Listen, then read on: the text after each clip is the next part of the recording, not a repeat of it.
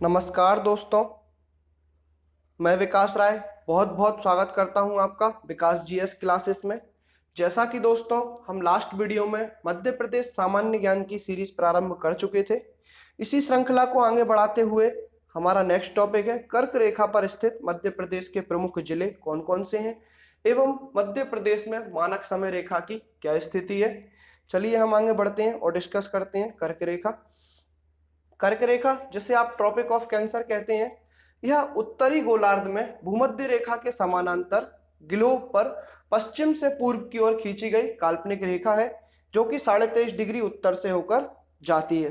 ठीक है दोस्तों, इक्वेटर चित्र के माध्यम से आप देख सकते हैं। इक्वेटर जिसे आप विषुवत रेखा या भूमध्य रेखा कहते हैं, यह संपूर्ण ग्लोब को 0 डिग्री में काटती है। ठीक है दोस्तों, भूमध्य रेखा क्यों कहते हैं इसे? क्योंकि यह ग्लोब के पूरे हिस्से को आधे आधे भाग में डिवाइड करती है। ठीक है, इसके उत्तरी हिस्से को उत्तरी गोलार्ध एवं दक्षिणी हिस्से को दक्षिणी गोलार्ध कहते हैं।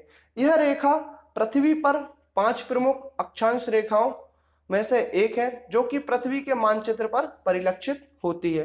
5 प्रमुख रेखाएं जैसा आप देख रहे होंगे, भूमध्य रेखा या विषुवत रेखा के उत्तर में 23.5 डिग्री कर्क रेखा, दक्षिण में 23.5 डिग्री पर मकर रेखा, उत्तरी ध्रुव और दक्षिणी ध्रुव, आर्कटिक रेखा और अंटार्कटिक रेखा। ठीक है दोस्तों, आगे बढ़ते हैं, देखते हैं ये जो रेखाएं हैं ये सभी समांतर रेखाएं पृथ्वी के तापमान को परिवर्तित करने में महत्वपूर्ण योगदान रखती हैं। विषुवत रेखा के दोनों ओर का क्षेत्र उष्णकटिबंधीय क्षेत्र के अंतर्गत आता है, जिसे बाद में इसके बाद शीतोष्ण कटिबंधीय क्षेत्र आता है। तो दोस्तों विषुवत रेखा के दोनों ओर का क्षेत्र उष्णकटिबंधीय क्षेत्र और इसके बाद शीतोष्ण कटिबंधीय क्षेत्र आता है। और अगर ध्रुव पर बात की जाए तो बहुत ही ठंडा क्षेत्र होता है। कर्क रेखा मध्य प्रदेश में ऋतु परिवर्तन के लिए जिम्मेदार होती है। ठीक है दोस्तों, आगे बढ़ते हैं। इसी क्रम में देखते हैं भारत के किन किन राज्यों से कर्क रेखा होकर गुजरती है। तो दोस्तों आपको इसके लिए किसी भी प्रकार की कोई ट्रिक रटने की आवश्यकता नहीं है। किसी भी एग्जाम में निकालना है आपको तो सबसे पहले आप माइंड में मैप सेट कीजिए और मैप को आप याद रखिए। एक बार चित्र देखकर आंख बंद करके फिर से रिवाइज कीजिए, आपको याद हो जाएगा। किसी भी प्रकार की कोई ट्रिक की आवश्यकता नहीं है। तो आप सबसे पहले देख सकते हैं भारत के किन किन राज्यों से कर्क रेखा होकर गुजरती है। तो इनकी संख्या कितनी है? 8। तो दोस्तों प्रश्न बनता है भारत के किन किन राज्यों से कर्क रेखा होकर गुजरती है और कितने राज्यों से? तो 8 राज्यों से। और कौन कौन से राज्य वो हम आगे देखते हैं। तो आप मैप देखते चलिए, क्रम से बिल्कुल याद करना है आपको। सबसे पहले आता है गुजरात, गुजरात के जस्ट बाजू में राजस्थान, राजस्थान के जस्ट पास मध्य प्रदेश, मध्य प्रदेश के कौन विभाजित हुआ? मध्य प्रदेश से किसका विभाजन हुआ था? छत्तीसगढ़ का। तो मध्य प्रदेश के बाद छत्तीसगढ़, छत्तीसगढ़ के पास झारखंड, झारखंड किससे अलग हुआ था दोस्तों? बिहार से। तो बिहार से अलग कौन हुआ? झारखंड। तो झारखंड, झारखंड के पास है अपना पश्चिम बंगाल, पश्चिम बंगाल के पास त्रिपुरा, त्रिपुरा के बाद मिजोरम। एक बार और देखिए आप, गुजरात, राजस्थान, राजस्थान के बाद मध्य प्रदेश, मध्य प्रदेश, छत्तीसगढ़, झारखंड, पश्चिम बंगाल, त्रिपुरा, मिजोरम। ठीक है दोस्तों, आई होप आपको याद हो गए होंगे। 2 से 3 बार आप और देखिएगा, आपको ये याद हो जाएंगे बिल्कुल। ठीक है, आगे बात करते हैं हम मध्य प्रदेश से होकर जाने वाले कर्क रेखा किन किन जिलों से होकर जाती है। यदि मध्य प्रदेश से देखा जाए तो इसकी संख्या कुल 14 है। यह मध्य प्रदेश के 14 जिलों से होकर जाती है। दोस्तों इसमें भी आपको कोई ट्रिक रटने की आवश्यकता नहीं है। यदि आपको एमपी का डायग्राम याद है तो बिल्कुल आप सीक्वेंस में चलते जाइए, बिल्कुल आपको याद हो जाएगा। 2 से 3 बार मैप को देखिए, एक बार आप स्वयं बनाइए मैप को, आपको कंठस्थ चीजें याद हो जाएंगी। ठीक है दोस्तों, आप स्क्रीनशॉट ले लीजिए जिससे आपके नोट्स अच्छे से तैयार हो सके। ठीक है, अभी हमने भारत का देखा तो कितने राज्य थे? 8 राज्य थे। कौन कौन से? सीक्वेंस से एक बार और बोलिए। गुजरात, राजस्थान, मध्य प्रदेश, छत्तीसगढ़, झारखंड, पश्चिम बंगाल, त्रिपुरा, मिजोरम। ठीक है, अब मध्य प्रदेश की बात करते हैं। तो दोस्तों सीक्वेंस से चलते हैं बिल्कुल। सबसे पहले आता है पश्चिम क्षेत्र, पश्चिम हिस्से में लगा हुआ बिल्कुल रतलाम। तो यह दोस्तों पश्चिम से पूर्व की ओर जाती है। बिल्कुल आपको याद रखना है, जैसा कि मैंने पीछे भी बोला था, कर्क रेखा पश्चिम से पूर्व की ओर 23.5 डिग्री काल्पनिक रेखा है। ठीक है दोस्तों, आगे बढ़ते हैं। तो जिले कौन कौन से हैं? रतलाम, रतलाम के बाद आता है उज्जैन, उज्जैन के बाद आता है आगर मालवा। दोस्तों आगर मालवा किससे पृथक हुआ था? शाजापुर से। तो इससे पहले जब आगर मालवा नहीं बना था तो यहाँ पर कर्क रेखा निकलती थी शाजापुर से, लेकिन शाजापुर से आगर मालवा को पृथक कर दिया गया है। उसके बाद से यह आगर मालवा में ही है, अब शाजापुर को काउंट नहीं करते। तो रतलाम, उज्जैन, आगर मालवा। ठीक है दोस्तों, आगर मालवा के पास आता है राजगढ़, राजगढ़ के बाद सीहोर, भोपाल, विदिशा, रायसेन, सागर, दमोह, दमोह के बाद जबलपुर, कटनी, उमरिया, शहडोल। ठीक है दोस्तों, मैप में सबसे अच्छी चीज ये है दोस्तों, आप बता सकते हैं क्या इसमें से कौन सा संभाग ऐसा है जिसके सभी जिलों से कर्क रेखा होकर गुजरती है? तो देखिए आप, सेंटर में भोपाल संभाग स्थित है। भोपाल के 5 जिलों से कर्क रेखा होकर गुजरती है। एक तो स्वयं भोपाल, भोपाल के उत्तर में विदिशा और राजगढ़, दक्षिण में सीहोर और रायसेन। ठीक है, तो भोपाल, विदिशा, रायसेन, सीहोर, राजगढ़, 5 तो दोस्तों आपको ऐसे याद हो गए। रिमेनिंग आप कंटिन्यू याद कर सकते हैं, 2 से 3 बार आप मैप को देखेंगे, खुद अपने हाथ से मैप बनाएंगे, आपको चीजें याद हो जाएंगी। एक बार और रिवाइज करते हैं। रतलाम, उज्जैन, आगरमालवा, राजगढ़, सीहोर, भोपाल, विदिशा, रायसेन, सागर, दमोह, जबलपुर, कटनी, उमरिया, शहडोल। ठीक है दोस्तों, नेक्स्ट हम देखते हैं कर्क रेखा, ट्रॉपिक ऑफ कैंसर।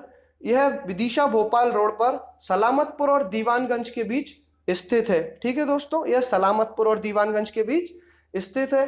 यहाँ पर 21 जून को सूर्य 90 डिग्री, 21 जून अर्थात ग्रीष्म क्रांति के दिन सूर्य 90 डिग्री लंबवत होता है। इस दिन यहाँ पर परछाई बिल्कुल भी दिखाई नहीं देती है।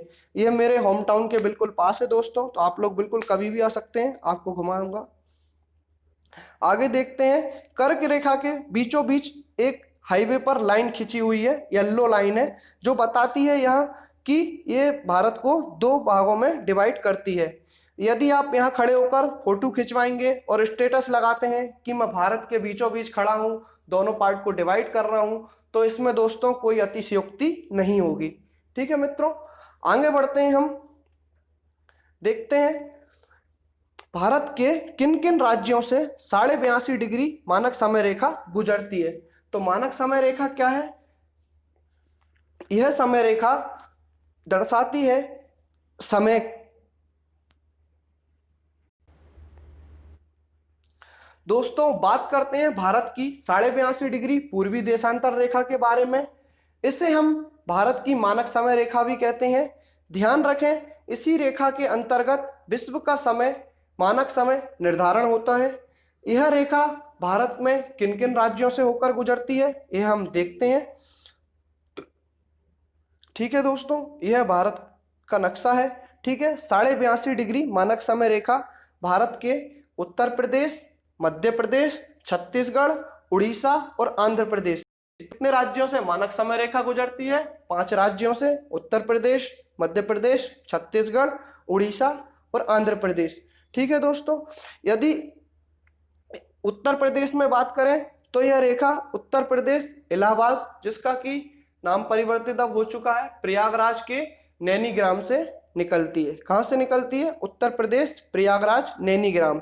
और इसके बाद मध्य प्रदेश में प्रवेश करती है। मध्य प्रदेश में किस जिले को छूती है? यह सिंगरौली को टच करती है। मध्य प्रदेश के किस जिले से सीमा बनाती है? सिंगरौली से।